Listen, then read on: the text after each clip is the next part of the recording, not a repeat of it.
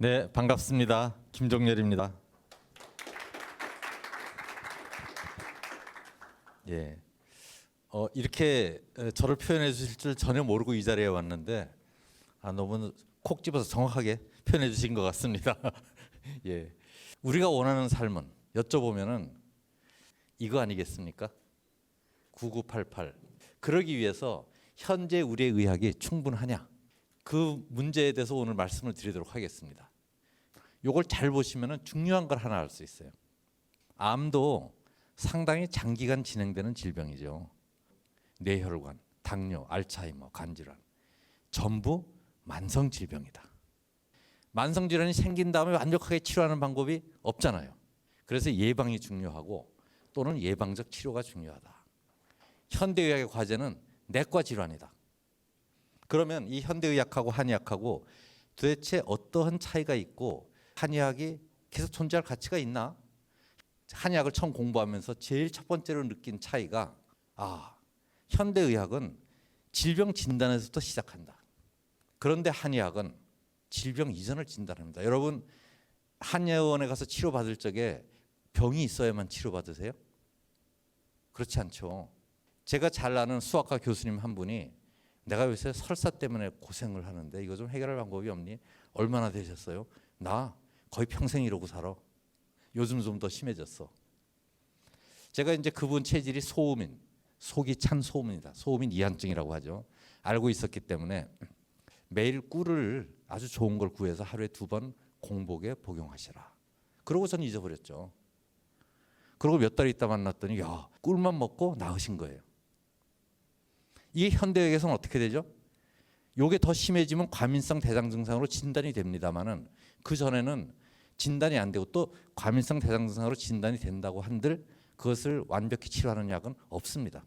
그리고 한 1년쯤 지나서 어떤 방송국 사장님이 그분이 찾아왔는데 피부가 이렇게 붉게 올라와 있어요. 제가 그분도 체질을 평소 소양인, 속에 열이 많은 분이라고 알고 있었기 때문에 그때부터 신문을 시작했습니다.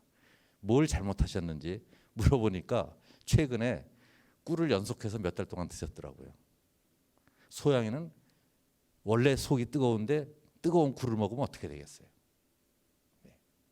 그래서 제가 그 꿀을 당장 스톱하시고 그런 열독을 해소할 수 있는 녹두죽을 쑤어 드신 다음에 제가 처방해드리는 한약을 처방을 제가 적어드릴 테니까 그걸 가지고 한의원에 가서 약을 해 드십시오 하고서는 일주일 만에 전화가 왔어요. 일주일 만에 한 반절은 들어갔다. 계속 먹으면 되냐? 계속 드시고 다 낫고 나서도 드십시오. 그 열독 빠지려면 시간이 좀 드십니다 해가지고 완전히 치료가 되셨습니다. 둘 다 제가 질병명을 별로 안 써놨잖아요. 몸이 어느 쪽으로 기울어져 있느냐. 질병 이전에 몸이 기울어진 것을 진단하고 거기서 더 질병으로 향해 가지 않도록 질병에 걸렸으면 질병이 악화되지 않도록 다스려주는 것이 한의학이다. 이것을 변증이라고 합니다. 병이 아니고 병을 진단하는 게 아니고 그 사람의 몸 상태를 진단하는 건데 지금까지 전통적으로 막문문자리라고 그래서 한의사의 눈, 코, 귀, 입을 가지고 진단을 했었죠. 그것을 오른쪽 그림을 보시면 현대화하는 작업을 한국한의학연구원에서 했었습니다. 수많은 최고 수준의 공학자들을 모아서 이 일을 했었죠. 두 번째로는 약물 특성이 있습니다. 현대의학의 약물은 병 걸린 다음이잖아요. 그럼 이게 문제가 심각하지 않겠습니까? 그러니까 당연히 약도 어때야 돼요? 강해야 됩니다. 저와 우리 공학자들이 함께 노력한 결과 지금 한 10가지 정도 진단기기가 나와 있죠. 이렇게 그 한의사가 느끼는 느낌을 물리적 변수로 치환을 해가지고 그것을 수식으로 연결해서 한의사에게 필요한 정보를 제공해 줍니다. 국민이 원하는 의학은 뭐냐? 좀 더 구체적으로 내 몸 특성에 맞게 병 걸리기 전에 미리 생활 속에서 내가 스스로 치료할 수 있게 해주면 더 좋겠다. 그렇게 하려면은 ICT 융합, 빅데이터 기반 한 아이 한의사, 인공지능 한의사입니다. 그러기 위해서 먼저 빅데이터가 필요하기 때문에 한의 빅데이터를 구축하기 위해서 병원과 건강검진센터와 개인 생활 환경 속에서 이와 같이 방대한 데이터를 현재 모으고 있습니다. 우리 아침에 일어나면 얼굴 보면은 음성 들어보면 컨디션 좀 이상한 거 알 수 있지 않나요? 거기에 한의학은 맥도 봅니다. 그다음에 화장실에 가서 대소변 보면 대소변의 형상과 색깔까지 봅니다. 그래서 이런 라이프 로그 데이터를 쭉 모아가지고 매일매일 그 사람의 건강 상태를 체크할 수 있는 인공지능 한의사를 만든다는 것이죠. 질병이 오기 전에 질병 위험도를 상시 관리하는 이러한 시대를 만들어가는 한의학을 준비하고 있습니다. 여기 몇 가지 한의학이 주도하는 미래의학 그림을 보여드리면서 오늘 말씀을 마치고 있습니다. 한번 한의의 가치에 대해서 잘 생각해 보시는 시간이 됐으면 합니다. 감사합니다. 한약도 잘못 쓰면 문제가 됩니다. 아까 예를 들자면은 그 몸이 뜨거운 그래서 피부 두드러기가 난 분에게 제가 꿀을 처방했다면 어떻게 됐을까요? 더 악화됐겠죠. 그런데 이제 한약의 부작용은 양약의 부작용하고 좀 다릅니다. 양약의 부작용은 예를 들어서 암 치료약을 썼을 적에 그 부작용을 피할 수 있는 방법은 없어요. 그걸 감수하고도 약을 써서 얻는 이점 때문에 약을 쓰는 겁니다. 혈압약도 마찬가지고. 근데 한약은 예를 들어서 아까 그 몸이 차가운 수학자 같은 경우 꿀을 먹어서 부작용이 온몸에서 전혀 있을 수가 없습니다.